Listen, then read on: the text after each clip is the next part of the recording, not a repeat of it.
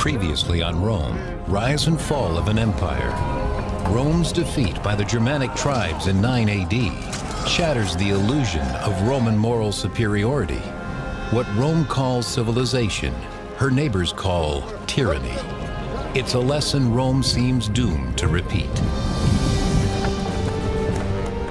Now, in the 1st century AD, Rome's forces find themselves in a legendary land which still lies beyond her reach. Britannia. Shrouded in dense forests and inhabited by strange savages, it fascinates and terrifies the Romans. And conquering it will be a glorious feat, worthy of a magnificent emperor.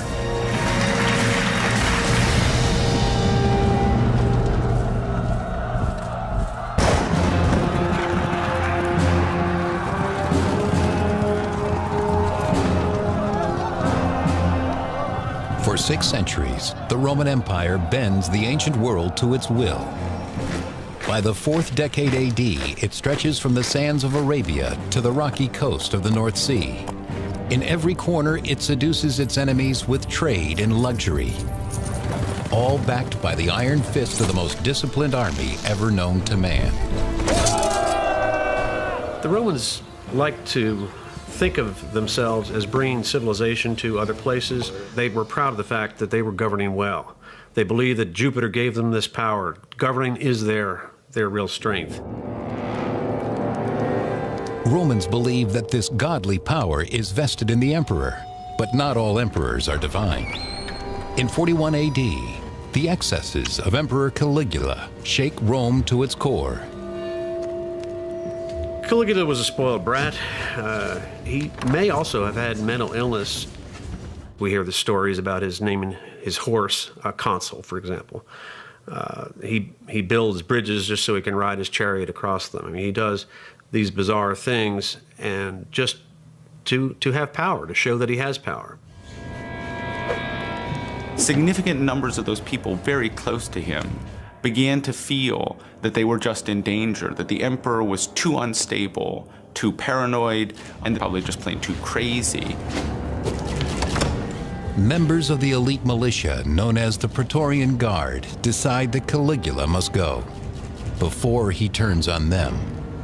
They make their move as the emperor returns from an afternoon of gambling.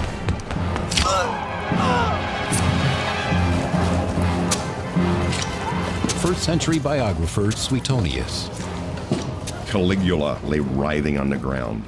"I am still alive," he shouted. But word went round, "Strike again," and he succumbed to 30 further wounds. It was a really crucial moment that revealed the military underpinnings of an emperor's power for the first time in a very raw and obvious fashion. The Praetorians will choose their own man as the new emperor. Behind a curtain, they find their candidate cowering, Caligula's uncle, Claudius. Here is someone who will be easy to control, a puppet to be manipulated.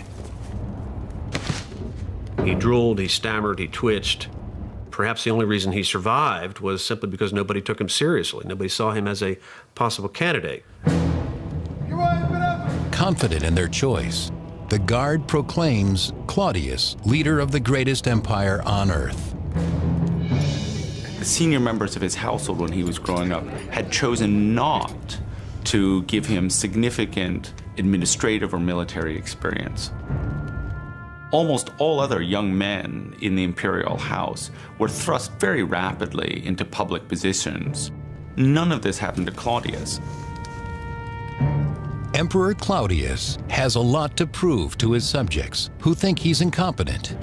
And to the Praetorians who have made him emperor, he owes a great debt. One event will serve both needs, a war.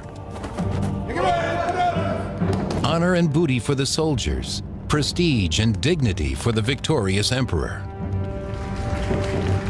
An active conquest of some area, an active military adventure, will always be preferred economically for the Roman soldier.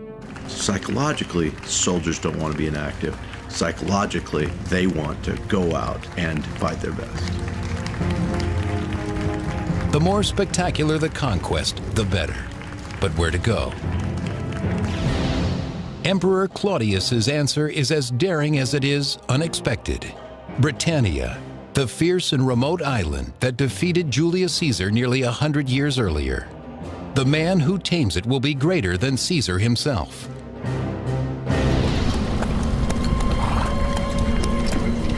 To lead the expedition, Claudius chooses Plautius, a distinguished senator and well-established commander. He leads 4 legions into a strange land, haunted with a dangerous history. The troops are edgy and afraid. This kind of fear of the unknown, I think, cannot be minimalized in this type of an engagement.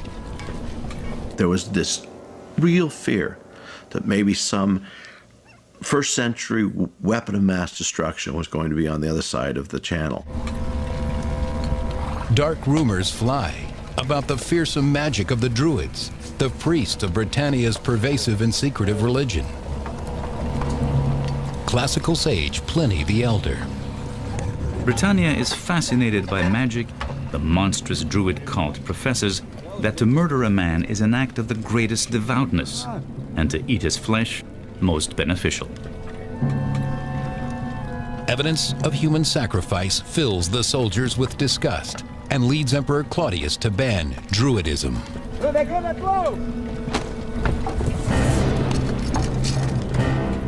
For any religious cult to be suppressed, they had to be doing things that the Romans didn't like.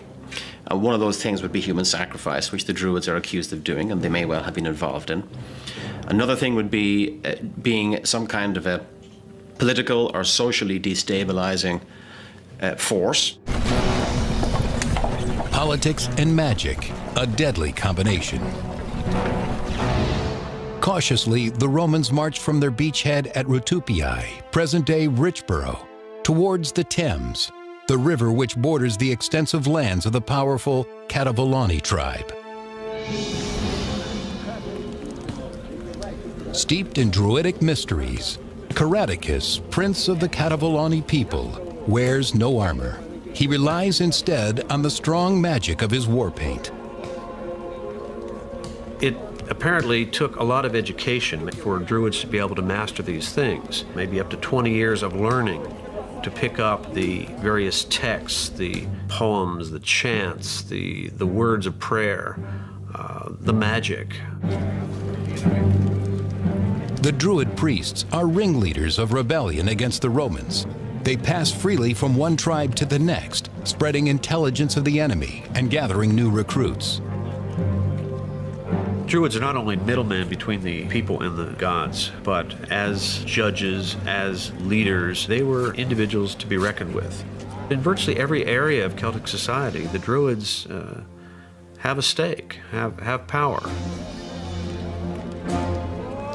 Togodumnus, brother of Caradicus and warlord of the neighboring kingdom, arrives with his own soldiers to bolster the resistance. Their forces combined, the princes face the Romans with supreme confidence.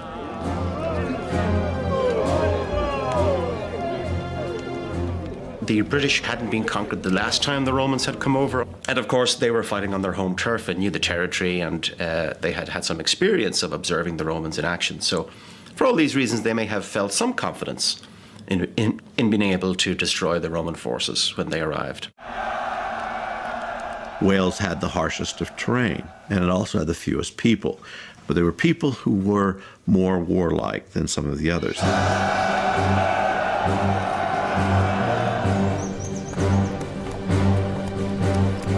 What the soldiers were being trained to do was to fight in long legion formations and to have the auxiliary troops on the sides to be able to operate out in the open. And this worked. It worked in North Africa, it worked in the Middle East, it worked in Gaul. It worked less well in Germany, and it certainly didn't work at all in Britain. 3rd century historian Dio. The barbarians took refuge in the swamps and the forests, hoping to wear out the invaders in fruitless effort. They knew where the firm ground and the easy passages in this region were to be found. The Roman attempts to follow them were not so successful. If you're fighting the Romans, it seems to me that the initial British strategy was really quite a good one. They allowed the Romans to land unopposed, and I guess the plan was to draw them in and then take them out when they were trapped inland, further inland, and they couldn't escape. When the British strike, it is with guile and savagery.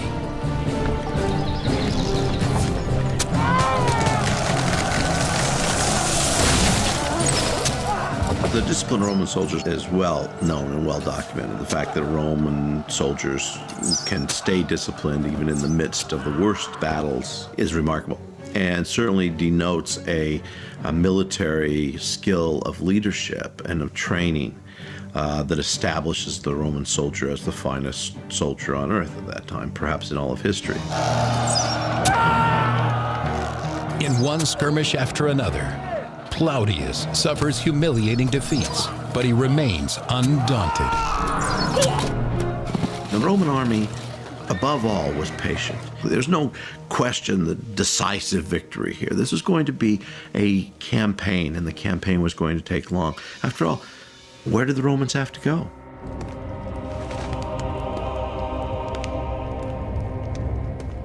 Back in Rome, Emperor Claudius preens and prepares for his own invasion of Britain. Soon he will personally see to her surrender. For the first time in his life, he tries on the garb of a warrior. He needed to establish his military credentials. This was an essential part of being in the public eye in ancient Rome, was to be militarily efficient and to have some achievement under your belt, preferably victory over some foreign enemy. Claudius plans to overwhelm the barbarians with the most destructive and imposing weapon of the classical world: battle elephants. They will announce the grand entrance of the emperor. Then Claudius will teach the Britons to grovel before the almighty Roman Empire and claim a piece of glory for himself. He orders a special force of provincials to launch a sneak attack across the River Thames. The Roman army was composed of more or less two kinds of soldiers: those whom they called legionaries, who were Roman citizens, and those whom they called auxiliaries, who were recruited from subject populations. So Plautius has these auxiliaries swim across the Thames, not because the Roman soldiers couldn't have swum across the Thames. It's just, if it's more dangerous, if there's the potential of losing a large number of regular troops, why not let the auxiliaries do it?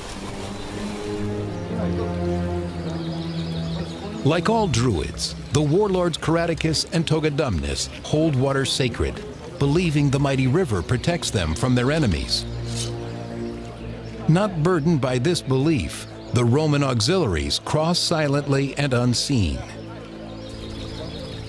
They proved to be very good at discerning what types of armies they were facing, how unified those types of armies they were facing, what their arms and armor were.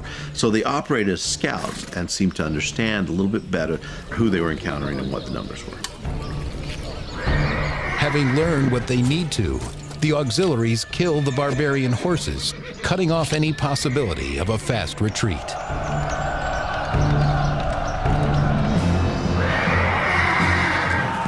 Only now does Plautius send in his full force to attack the Cativoloni.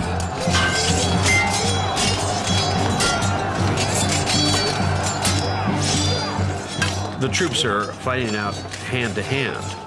It does become a big melee where you're just trying to use brute force to overwhelm the enemy, to scare them, to frighten them, to force them away, and then pursue them. But on the second day, the advantage tilts towards the Romans. The Roman army would emerge hale and healthy at the end of a day and able to fight again, where the other side was reeling from the psychological, emotional, and otherwise effects of the devastation the Romans wreaked on them.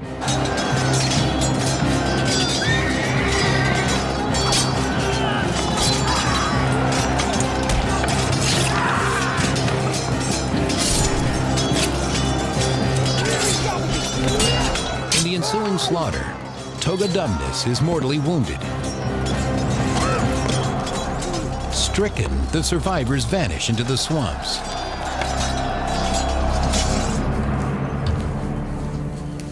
The families of the Druid leaders awaken to a new reality. Word of the catastrophe triggers a panic and a scramble to escape. Caradicus and his family must also flee, or face humiliation and slavery at the hands of the Romans. When the Romans won a significant military victory, the general was traditionally awarded the right to hold what we think of as a ticker tape parade, what they called a triumph. If possible, the leader of the conquered forces was marched throughout the parade to display in his or her person the subjugation of the foreign people. And traditionally, that person was then executed at the end of the parade as an enemy of the Roman people. Caradicus has no intention of being a Roman trophy. Swearing revenge, he gathers his supporters and leads them on a long journey west to the rugged hill country where the heart of the Druid establishment lies. Caradicus correctly assumes that the Romans will not follow. Instead, they plant themselves on the banks of the Thames.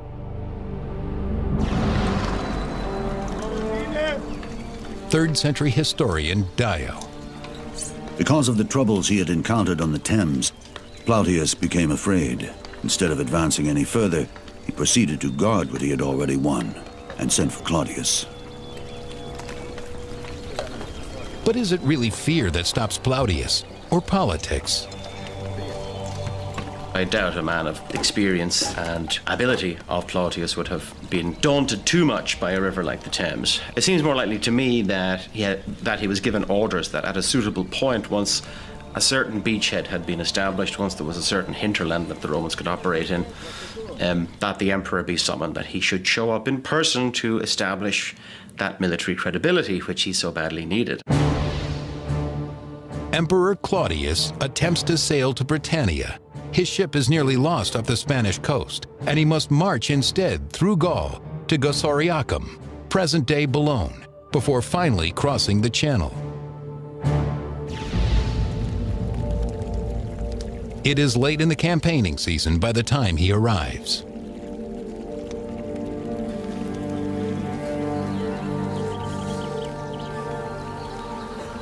We know that the emperor showed up in style. He came with cohorts of his personal bodyguard, the so-called Praetorian Guard, and he also came with elephants.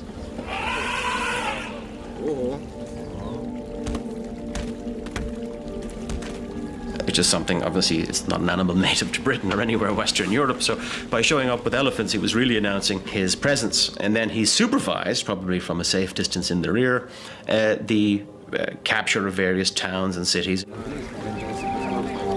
Claudius's surprising arrival, coupled with Caradicus's humiliating defeat, prompts many British warlords to submit rather than fight. We modern people have our own idea of freedom. That's part of our makeup. It's not necessarily the makeup at all of the ancient world. The majority of people simply accustom themselves to their new leadership. The taxes they were paying to leader A, they would now pay to leader B, and it didn't matter much. If they could cut down on any violence that could be made against them by an army, principally that army not being allowed to rape or pillage or destroy their lands, by acquiescence they would.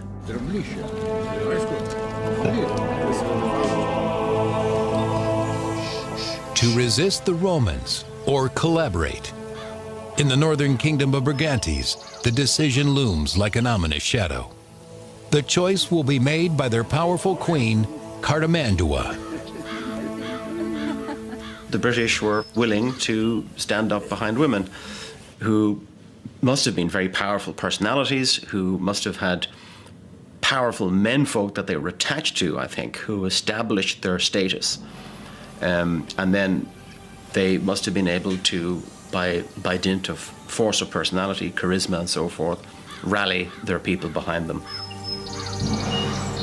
The queen's husband Venusius has no doubt about which way the Briganti should go. He opposes the Romans with all his heart.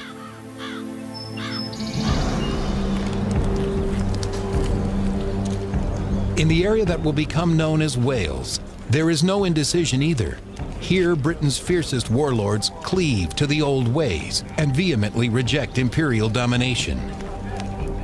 The Druids call upon their gods to drive the Romans from their shores. In their hour of need, they perform their greatest mystery, the sacrifice of a living man. The exiled Caradocus becomes their righteous agent. His passion ignites the resistance.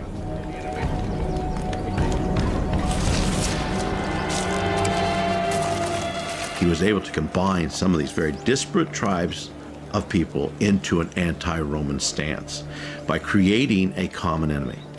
This must have made him the most charismatic British person at the time, because how could he go about and convince so many individuals to oppose a Roman war machine?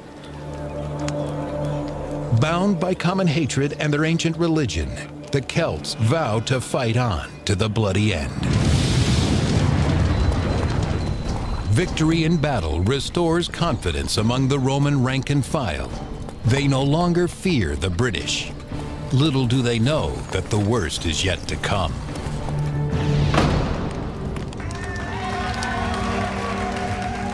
After only 16 days in Britain, Claudius returns home.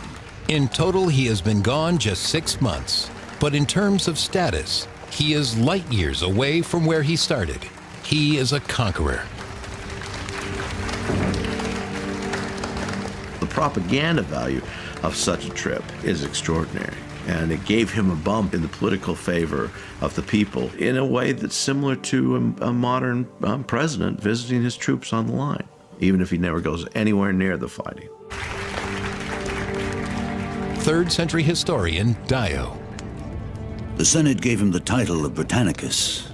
They also voted that there should be an annual festival to commemorate the conquest and that triumphal arches should be erected. The stunning monuments known as Triumphal Arches stand as much as 70 feet tall. He gets a triumphal arch with an inscription commemorating his achievements in conquering Britain. That's to say, a permanent monument in the city of Rome with his name on it that marks Claudius as a great general and a great conqueror. So the military honors are the whole point of the reason to go into Britain. That's the purpose of it, first and foremost, to give Claudius that degree of, as I say, military sort of credibility, military standing that he had formerly lacked.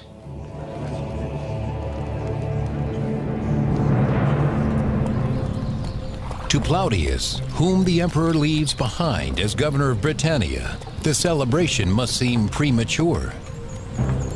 Anytime the Romans step outside their zone of safety, they become targets of well-orchestrated guerrilla attacks, inspired by Caradocus, the rebel leader.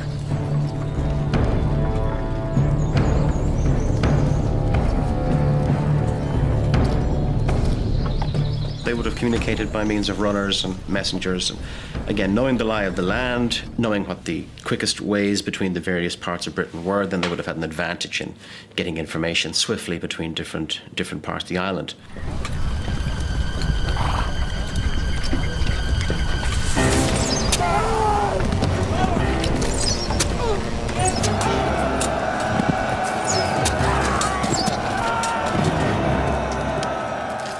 Some of the greatest ambushes in history have come from simple logs being rolled down or stones being rolled down onto soldiers below from the mountain above. So here's the Roman. He has his conventional spear, he has his short sword, he's used to close fighting, and suddenly he's having rocks pelted on him, he's having spears thrown at him, he's having axes thrown at him, he's having trees rolled down on him. All of these things take their toll.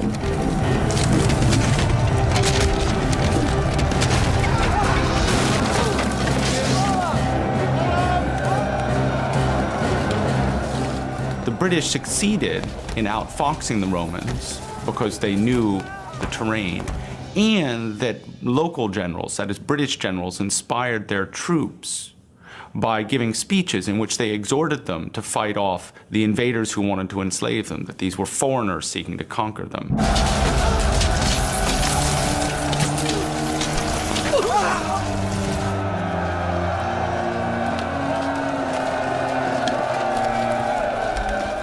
Caratacus was very effective at fighting what we call a guerrilla warfare. The Romans probably called it terrorism or insurgency, but he would have called it resistance, and this was fairly effective. Too often the rebels melt away into the forests after an attack. Plautius must crush the resistance or watch it destroy his new province. This meant that the officers on the ground had to make decisions that were not just straight wrote out of whatever training manual that they had been taught from, that they actually had to adapt themselves to the terrain and also to the tactics, what we might call guerrilla tactics, of their opponents. In 45 AD, he sends a surge of troops from his headquarters in Camalodunum. 3 legions march south, west, and north. The 9th heads for the land of the Brigantes. The courageous Brigantes control the North Country, an important buffer from other barbarians. For the Roman ambassador, the cooperation of Queen Cartimandua is key. You're trying to divide and conquer. You're trying to separate and isolate individual groups, subdue them, and having friends on the home fields is a big advantage. Cartimandua accepts the imperial offer. After all, with a legion on her doorstep, her options are limited. What good are you doing for your people if the choice is not between freedom and conquest, but between collaboration or destruction? For somebody like Cartimandua, collaborating with Rome allowed her to remain in a position of authority and to risk a great deal less, perhaps personally, than she might have if she'd tried to fight. Venutius, the queen's consort, vehemently opposes her decision, and he is not alone. It's to the Romans' advantage to have these arrangements. Now, the problem, of course, is that sometimes, as with Cartimandua, you get a split internally where her husband turns against her. Venutius chafes on his short leash, but for now, he suffers the queen's will.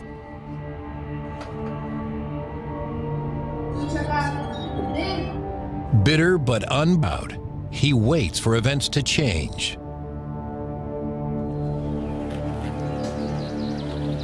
The Romans roll across the country, subduing one village after another. The main thing for the Roman governor, particularly in a province that has just been established, is maintaining stability. He has to try to make links with the local community. So any kinds of Romanization, making local people feel comfortable with the Romans there, is to their advantage. For those who cooperate, the Roman hand is gentle. For those who resist, the vengeance is swift. Soldiers hunt down insurgents and teach them imperial justice at the point of a spear. Every corner turns up troublemakers.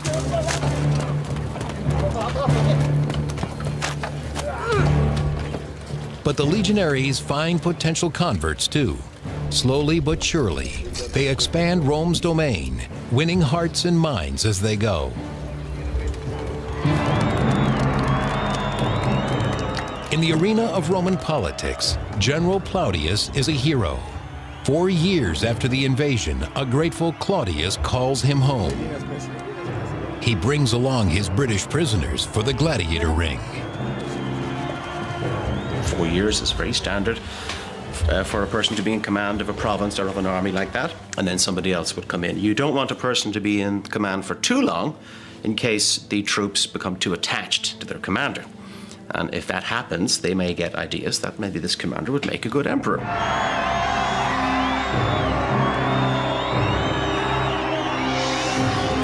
3rd century historian Dio. In the gladiatorial combats, many persons took part, including the British captives. Plautius used up ever so many men in this part of the spectacle and took pride in the fact. The blood sport of the arena confirms the superiority of every Roman heart. The barbarians are dust beneath their feet. The work of pacifying a population to the point where Roman armies could be removed from a province was an arduous process. The Romans must have taken a very long-term view to the process of annexation and conquest. They must when facing a charismatic opponent like Caradocus. Caradocus may have had the most significant of these rebellions. He seems to have been able to combine most of the British people, and they have successes. The Romanized villages reel under Caradocus's audacious attacks. His surprising string of victories makes him first among British chieftains. All look to him to push the invaders from their shores. In November, when he learns that a new Roman governor is assigned to Britannia, Caradocus launches his most virulent assault yet. The new governor, Scapula, receives a bloody welcome to his province. But things do not go as Caradocus predicts. The Roman troops never waver. Scapula deals Caradocus his first major defeat of the insurgency. Still, the rebel leader remains defiant. Caradocus retreats to southern Wales and sparks an uprising there instead. As it spreads north through the hill country, Scapula pulls the 9th Legion out of Brigantes and heads west.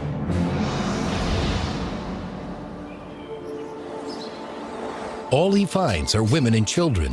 The rebels have vanished like smoke into the hills. The Welsh Rebellion flourished as almost all rebellions in Wales will flourish down through the early modern period, simply because it's hard to get to the rebels.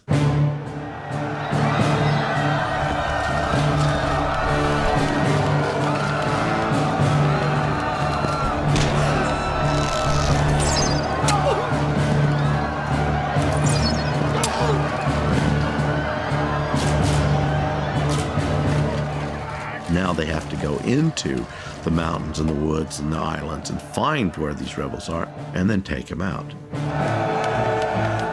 It's actually not unlike the situation that American soldiers found themselves in popular histories of Vietnam, where the Americans found themselves fighting in jungle terrain, where the quality of their training elsewhere didn't prepare them for the ability of the enemy to melt into the background. Scapula's solution is to obliterate their hiding places. He destroys every rebel village and presses forward. But behind him, treachery strikes, threatening a second rebellion.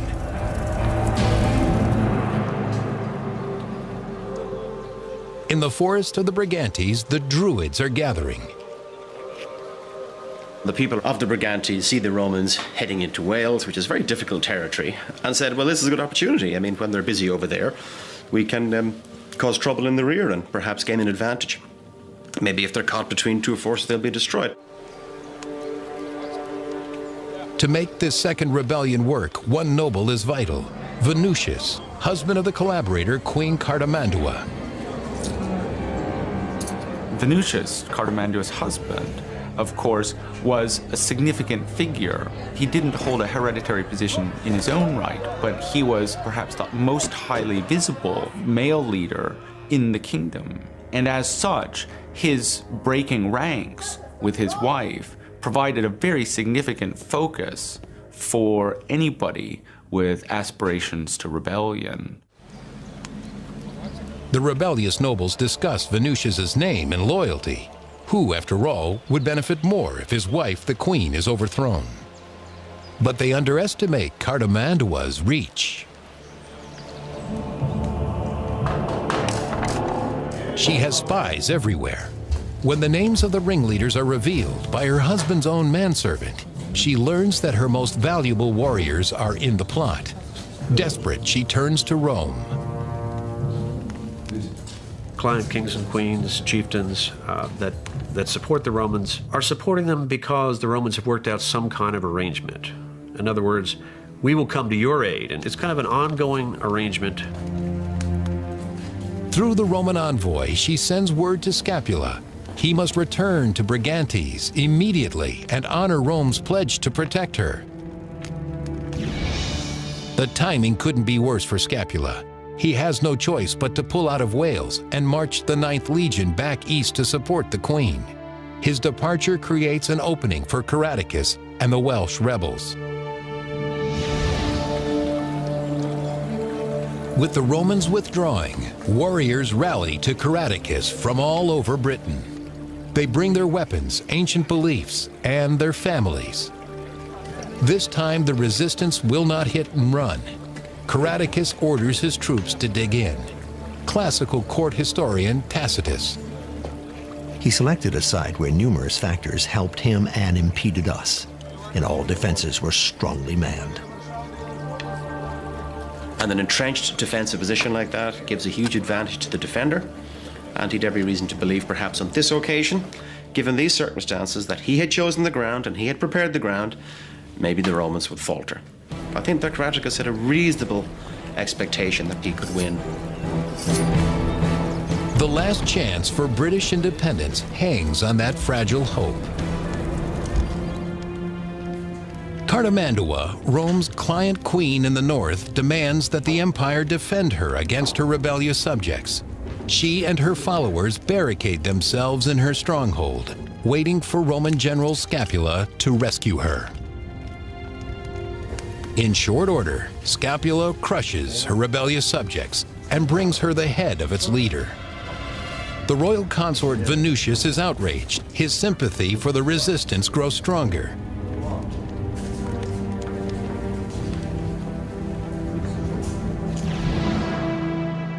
At last, Scapula marches to Wales with the 9th Legion once more.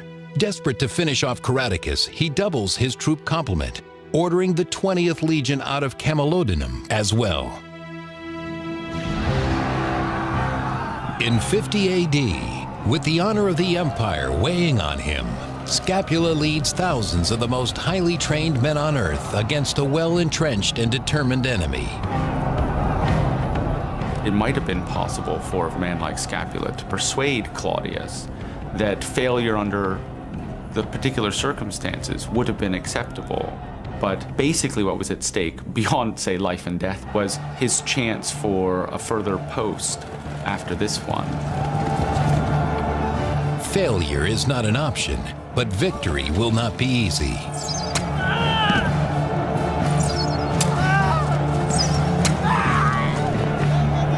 Classical biographer Tacitus. Our soldiers reached the rampart, but in an exchange of missiles, they came off worse in wounds and casualties. The Romans simply regroup and come on once more. Rome takes over. Rome becomes Rome, the war machine, and there's no future for the rebellion. And that's precisely how history played out.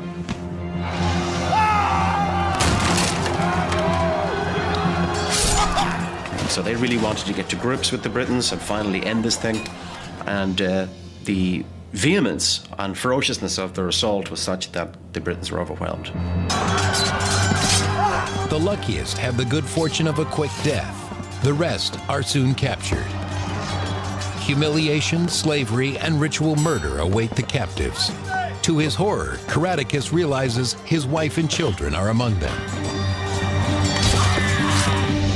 Caradocus himself escapes. Remarkably, he flees all the way to the kingdom of Brigantes, even though their queen, Cartimandua, is a Roman collaborator. Cartimandua's husband, Venutius, is a known patriot and opposed Cartimandua's collaborationist policies with the Romans. I would suggest that Caradocus fled not to Cartimandua, but to Venutius, in the hope of perhaps gaining his support, maybe convincing Cartimandua to turn, finally. Cartimandua does not bend. She is Rome's creature. The queen trades Caradocus, the hero of the resistance, to cement her position as a friend of Rome. The betrayal disgusts her husband Venutius. Paraded through the streets of Rome, Caradocus and his family thrill the citizens. classical court historian Tacitus. The reputation of Caradocus had spread beyond the islands and through the neighboring provinces to Italy itself. These people were curious to see the man who had defied our power for so many years. Even at Rome, his name meant something. This was the symbol of their victory. You know, here's the enemy chieftain marching through our streets in submission. What normally happened to enemies of Rome was that they were brought into the prison and put into a pit and strangled. But in this instance, it didn't happen. Instead, Caradocus was led to Claudius sitting on a large raised sort of a tribunal or dais, and he gave a stirring speech. And if we believe Tacitus, the speech was about the need to resist domination, and that if he allows Caradocus to live, that he would be a living symbol of Claudius's clemency. To bestow mercy implies superiority, and above all else, that is how Romans see themselves, as superior.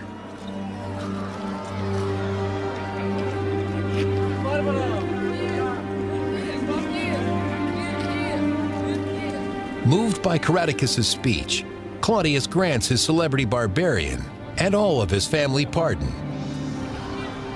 He was probably retired to a villa somewhere in the neighborhood of Rome, where he would have lived out his life in relative comfort, but of course lacking freedom. A golden cage. The assimilation of Caradocus is at last complete. The Romanization of Britain is not so smooth. Within a decade, the rebels rise again, this time with Venusians at their head. Even a century later, the northern border remains untamable. It never becomes fully Romanized. It's just too far away. And the Romans will eventually, of course, have to build Hadrian's Wall to keep out invaders from the north. It's going to be difficult to hold, and finally they'll abandon it. And frankly, there isn't a lot left of Roman rule in Britain. Conquered to shore up an emperor's reputation, the island drains men and resources for centuries.